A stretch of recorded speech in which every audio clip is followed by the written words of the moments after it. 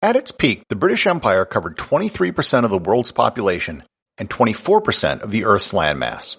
By either measure, it was the largest empire in the history of the world. Since then, let's just say the empire's seen better days. While the vast majority of the empire is gone, there are still assorted crumbs of the empire that exist around the world. Find out more about Britain's imperial leftovers on this edition of Everything Everywhere Daily.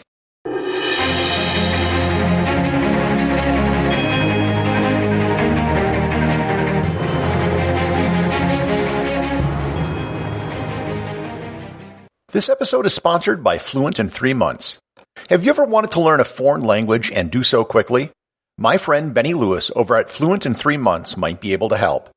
Benny has spent over a decade language learning around the world. His techniques have helped tens of thousands of people learn the languages they want to learn quickly through both his online courses and his language hacking guides.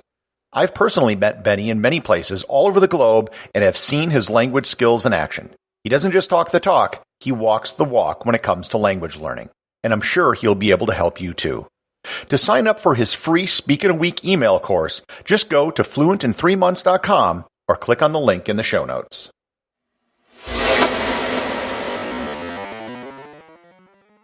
In its heyday, the British Empire was huge. 80 of the current 193 members of the United Nations were at one point or another part of the British Empire. Some of the largest nations on Earth were part of the empire. Canada, Australia, the United States, India, Pakistan, Burma, Sudan, Egypt, and South Africa are just to name some of the big ones. In the 20th century, the empire started to unwind as various parts became independent. The biggest countries became independent first, and then smaller countries joined suit over time. By the early 1980s, the last of their territories that wished to become independent did so. However, not every territory wanted to become independent. Many small islands didn't have the population or the economics to justify becoming independent. These bits of the empire are still around and make up the leftovers of what was once the largest empire on Earth. In this episode, I'm going to go through the bits of the empire that still remain and try to go over why they're still there. First is the Cayman Islands. With a population of 68,000 people, this is by far the largest British territory in terms of population size. Located south of Cuba and northwest of Jamaica, the territory consists of 3 islands: Grand Cayman, Cayman Brac, and Little Cayman. The islands are best known today for being a haven for offshore banking. For 100 years, from 1863 to 1962, the islands were administered as part of Jamaica. After Jamaican independence, the islands reverted back to a territory of the United Kingdom. The subject of Cayman independence has come up, but there doesn't seem to be a whole lot of demand for it. Last year, the territory's premier and its opposition leader both agreed that the territory is not yet ready for independence. It should be noted that with a population of 68,000 people, the Cayman Islands would be one of the smallest nations in the world, but not even close to being the smallest former British territory to become independent. Bermuda. Located in the Atlantic Ocean, approximately on the same latitude as Charleston, South Carolina, Bermuda has a long history as a British colony. First established in 1609, it's the oldest British territory. The first Bermudan brush with independence was actually in the 18th century, when the debate was whether or not to join the United States as the 14th independent colony.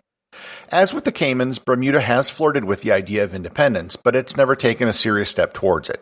In 1995, the island had a referendum on the subject, and 73.6% of the voters rejected the idea.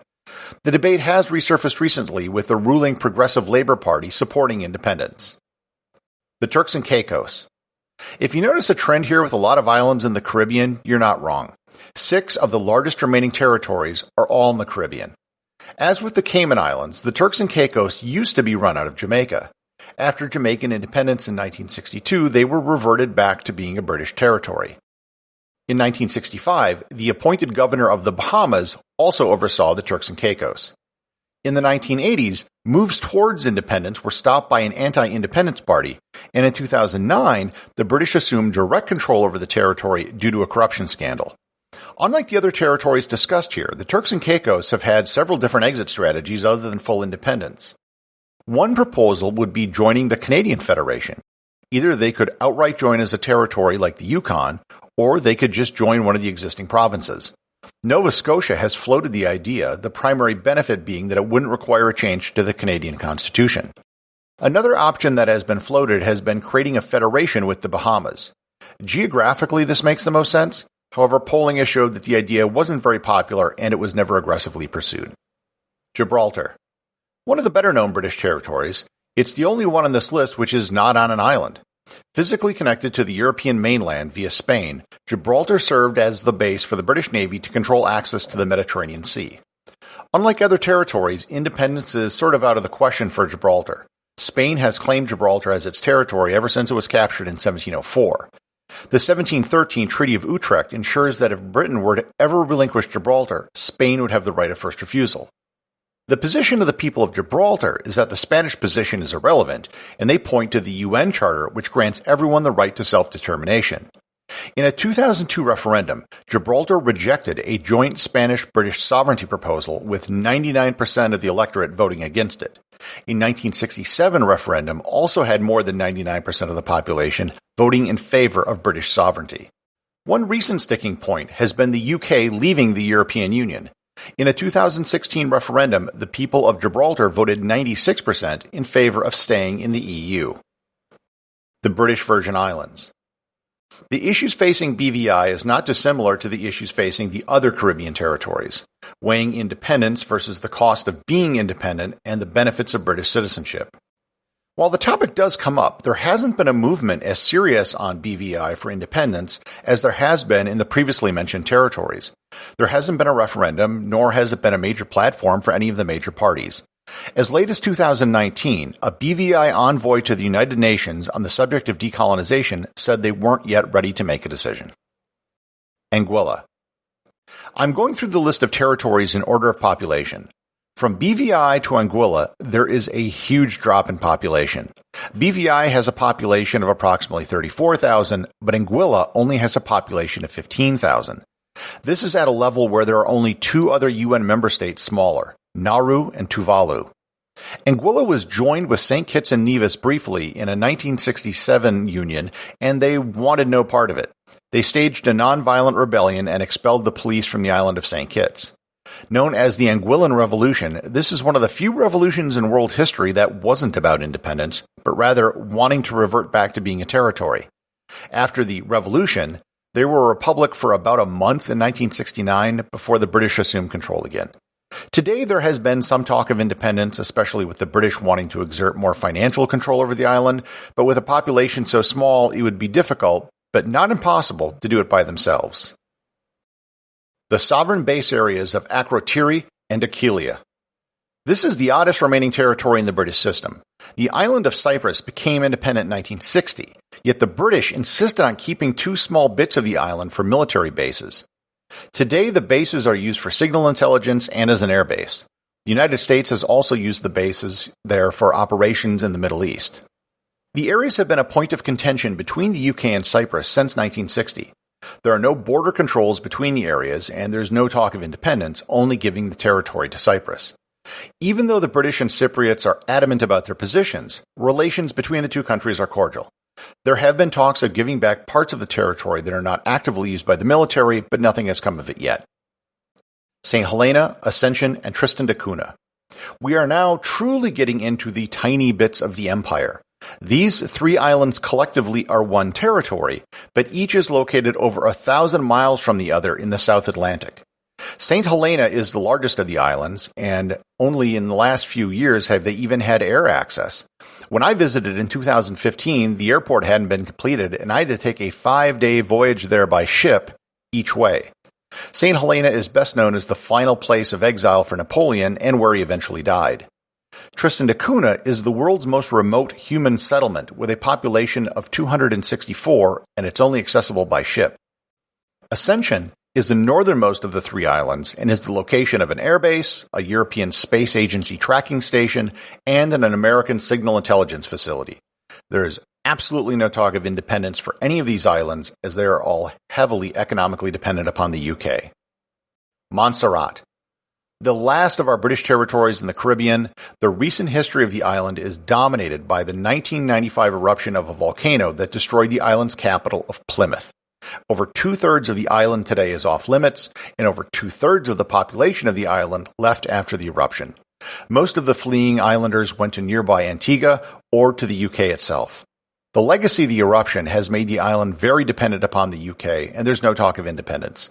In fact, they asked the UN to remove themselves from a list of places to be decolonized. The Falkland Islands. If you've heard of the Falklands, it's probably due to that war from the 1980s with Argentina. Here too, the population at 3,300 people is so small that independence is for all practical purposes out of the question. The biggest political issue is that Argentina claims the island as its territory. In a 2013 referendum, the question of remaining as a British territory was put on the ballot. The result was 1,513 in favor and 3 against. Culturally, the people there are very British and would absolutely reject any control by Argentina. One retired Argentine diplomat who recently visited the islands admitted that Argentina could never control the islands without the support of the locals, and that by 2033, the odds are better that they would be independent than be part of Argentina. Pitcairn, Henderson, Dulce, and Onio Islands. Not only is this the smallest territory in terms of population, but it is the smallest political unit of its type in the world. With a population of about 50 people, all ancestors of the mutineers from the HMS Bounty, they reside on Pitcairn in the middle of the Pacific Ocean, far from any other human settlement. This also happens to be the only British territory I haven't personally visited yet. While there are some cruise ships that stop, the only regular way to get there is via a cargo ship that travels from French Polynesia every few weeks. The British Indian Ocean Territory. Located in the Indian Ocean, this is a collection of islands which technically do not have a permanent human population. The reason for this is because they forcibly removed everyone who lived there between 1969 and 1973. They were removed to create a joint U.S. military base on the island of Diego Garcia, which is still occupied today. The nation of Mauritius claims the territory, and the people from the Chagos archipelago that were removed have been fighting a political battle for decades for their right to return.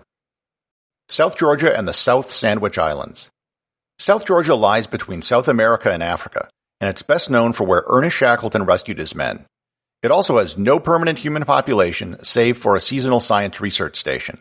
Like the Falklands, it is also claimed by Argentina, and was actually the scene of a brief battle in April of 1982 where 3 Argentine soldiers were actually killed. It's actually an amazing place, and with a recent rat eradication program, the population of seabirds has rebounded, and it is expected that within a few years there could be over 5 million nesting seabirds on the island once more. Finally, the British Antarctic Territory. This last territory has had its status put on hold due to the Antarctic Treaty. Nonetheless, the British still have a base in Port Lockroy on the Antarctica Peninsula, where the British claims overlap with the claims of Argentina and Chile.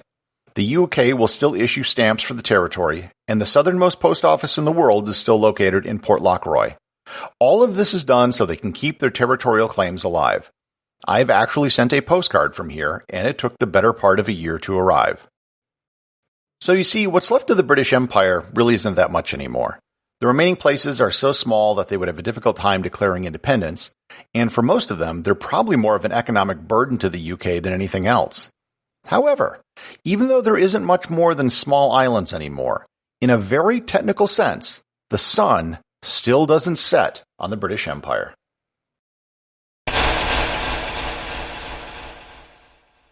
Executive producer of Everything Everywhere Daily is James Makala. Special thanks to everyone who supports the show over on Patreon. Please remember to leave a review over on Apple Podcasts. Even a simple review can really help the show get discovered in the sea of other podcasts that are out there.